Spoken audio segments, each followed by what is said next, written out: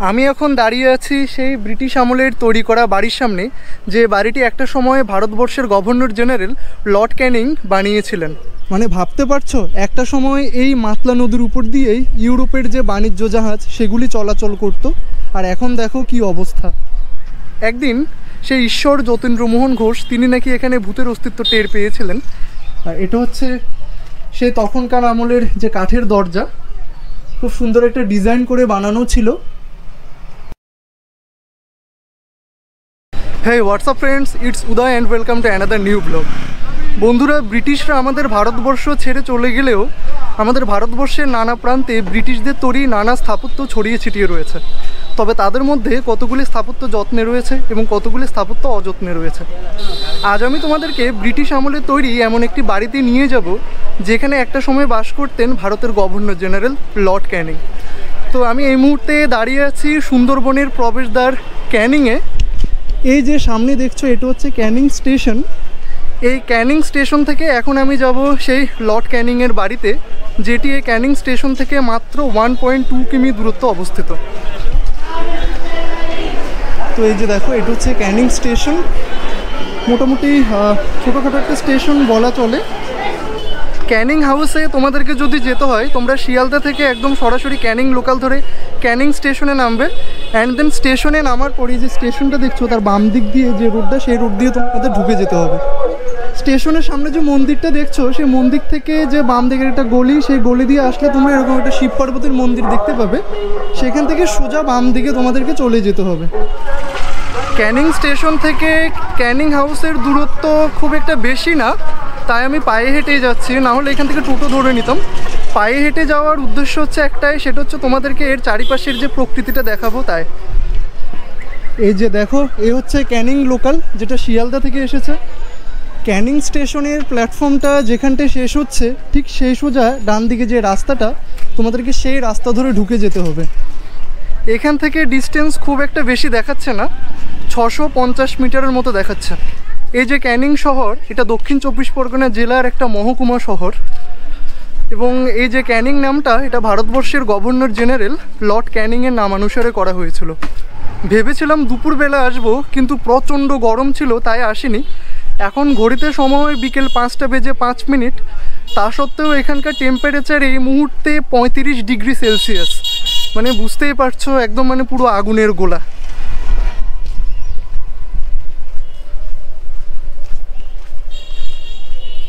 আর এটা হচ্ছে ক্যানিং শহর, খুব সুন্দর একটা শহর, পরিষ্কার পরিচ্ছন্ন একদম।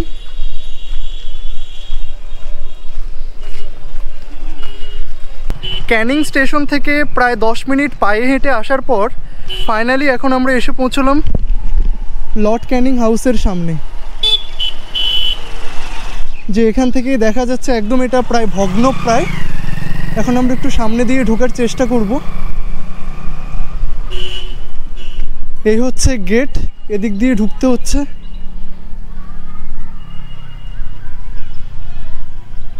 আমি এখন দাঁড়িয়ে আছি সেই ব্রিটিশ আমলের তৈরি করা বাড়ির সামনে, যে বাড়িটি একটা সময় ভারতবর্ষের গভর্নর জেনারেল লর্ড ক্যানিং বানিয়েছিলেন। এবং এখানে একটা সময় যে ইংরেজ সাহেবদের রমরমা ছিল, এবং এখানে একটা সময় প্রচুর ইংরেজ সাহেব আসতেন। এবং এই যে ক্যানিং যে বন্দরের কাজকর্ম করার জন্য কিন্তু এই মানে ক্যানিং বন্দরের যে কাজকর্মে যে তদারকি করার জন্য এই বাংলোটা বানানো হয়েছিল।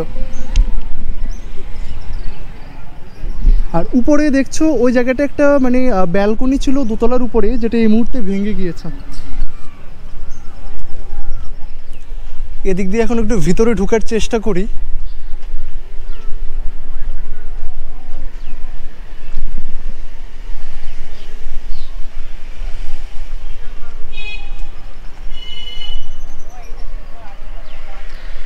এই যে বাড়ির সামনের বারান্দাটা দেখছো, এখানে একটা সময় গাড়ি রাখা হতো, এটা হচ্ছে গাড়ি বারান্দা।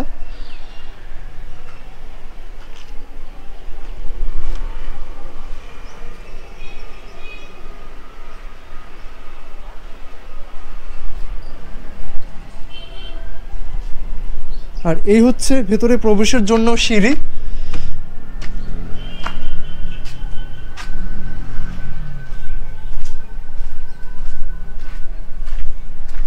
দেখতেই পাচ্ছ একদম ভগ্ন প্রায় এটা।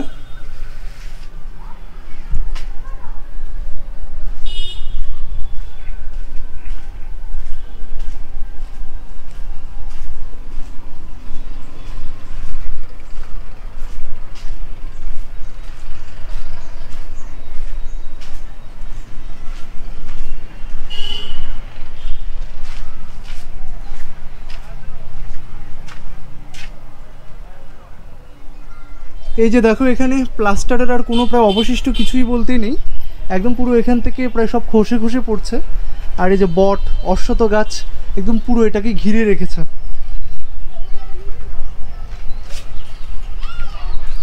আর এটা হচ্ছে সেই তখনকার আমলের যে কাঠের দরজা, খুব সুন্দর একটা ডিজাইন করে বানানো ছিল।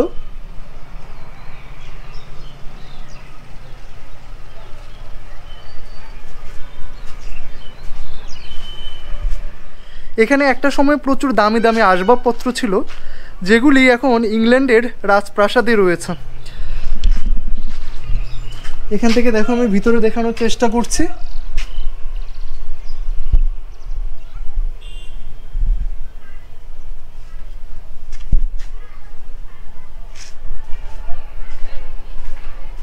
আর এই যে দেখো এই জায়গাটা একদম পুরো ভেঙে গিয়েছে।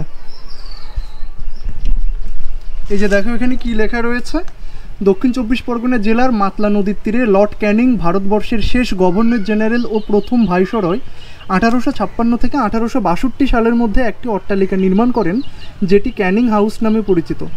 পশ্চিমবঙ্গ হেরিটেজ কমিশন 2001-এর আইন অনুযায়ী 2018 সালে এটিকে ঐতিহ্যশালী ভবনের স্বীকৃতি দিয়েছে। বুঝতেই পারছো এখন এটা হেরিটেজ সাইটের অন্তর্ভুক্ত। এই বাড়িটি তৈরির পেছনে একটা ইতিহাস রয়েছে। ইতিহাসটা হচ্ছে এরকম, একটা সময় হুগলি নদীর উপর নির্ভর করে কলকাতা বন্দরের মাধ্যমে ইংরেজরা ব্যবসা বাণিজ্য করতো, এবং একটা সময় দেখা যায় যে হুগলি নদীর নাব্যতা যখন কমে যায় তখন একটা নতুন বন্দর নির্মাণের প্রয়োজনীয়তা দেখা দেয়, এবং তখন যে গভর্নর জেনারেল ছিলেন লর্ড ক্যানিং, তিনি একটা নতুন বন্দর তৈরির পরিকল্পনা গ্রহণ করেন, এবং এই যে মাতলা এবং বিদ্যাধরী নদীর সংযোগস্থলে এই যে ক্যানিংয়ে তিনি একটি বন্দর তৈরির পরিকল্পনা গ্রহণ করেন, এবং যার ফলে এখানে বন্দরটা তৈরির কাজ শুরু হয়, এবং এখানে তদারকি করার জন্য তিনি একটা বাংলো নির্মাণ করেন। এই হচ্ছে সেই বাংলোটা। এখানে লর্ড ক্যানিং এবং তার স্ত্রী, অর্থাৎ তারা সস্ত্রীক এখানে কয়েক দফায় থেকেছিলেন।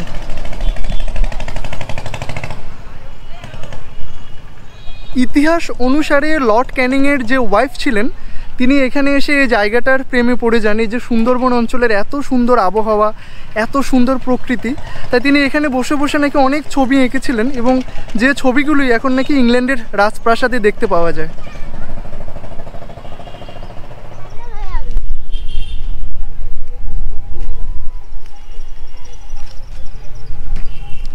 দেখতেই পাচ্ছ কতটা পুরনো ভবন, একদম জায়গায় জায়গায় এখানে ইটের চাঙ্গর পুরো খসে পড়ছে, একদম এটা প্রায় ভগ্ন প্রায় অবস্থা।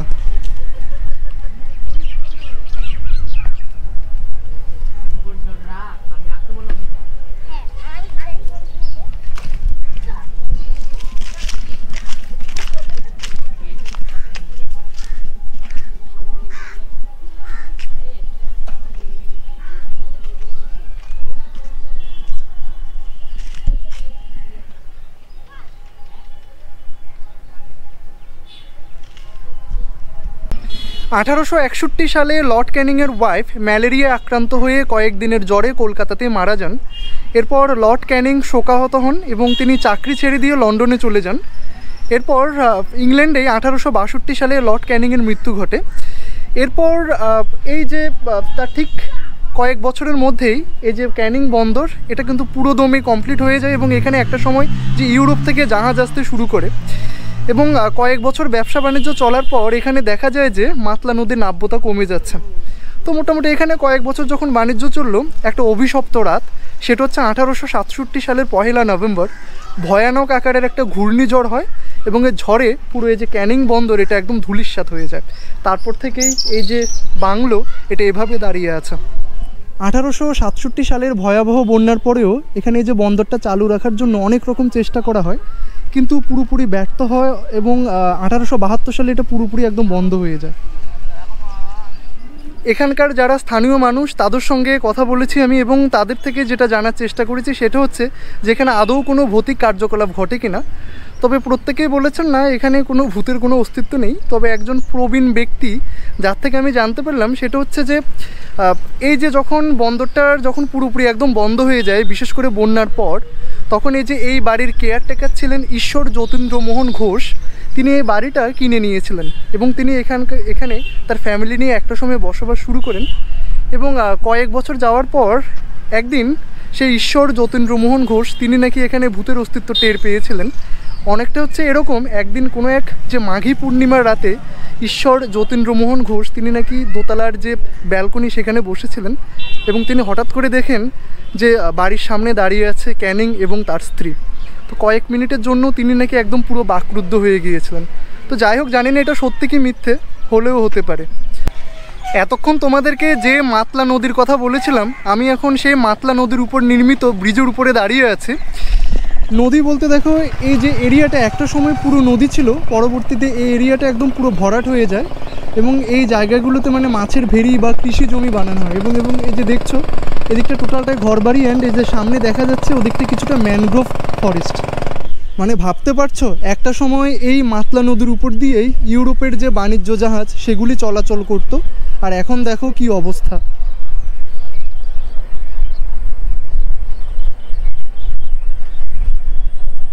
তো বন্ধুরা, তোমরা যারা কলকাতা থেকে এই লর্ড ক্যানিং হাউসে আসতে চাইছো, তোমরা শিয়ালদা সাউথ থেকে ক্যানিং লোকাল ধরো এবং যে ক্যানিং লোকাল ধরে যে লাস্ট স্টপেজ ক্যানিংয়ে নেমে পড়ো। অ্যান্ড ক্যানিং থেকে কী করে আসতে হয় সেটা তো আমি আমার ভিডিওতে দেখিয়েছি।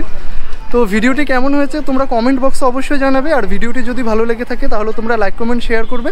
তাহলে তোমাদের সঙ্গে দেখা হচ্ছে নেক্সট কোনো ব্লগে। ততক্ষণের জন্য টাটা।